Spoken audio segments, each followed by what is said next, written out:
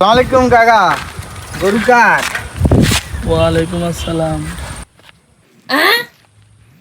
এও কাকু সকমো করেন কে? না কিছু না বাবা, আমার পোলাগারা বাই তাড়াইছি দুগা বাতানো লাইন তো গেছে মনে হয়। অন বাবা গরু কিনবানি তুমি? বেশি এলে আমার গাভিন গরু। কি কন? বাবা কত? অন বাপ জান গরু কি তোমার পছন্দ হয়েছে নি? না হন বেচবেন নি কাকা? গরু তো আন্ন বেশি এলে লাভ যাবে এটাই ভালো। কাকা কি মনে কি কইতেছেন?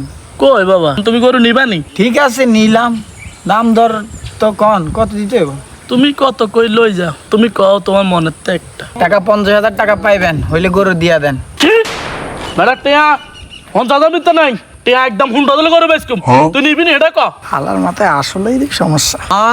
কাকা টাকা তো আনি নাই, তাহলে আমি কালকে আনি নাকি? কি তোর বিকাশ আছে নি? তাহলে বিকাশ মারি দাও বাস্তা, এ নাম্বার দে। গেছে দাও তো।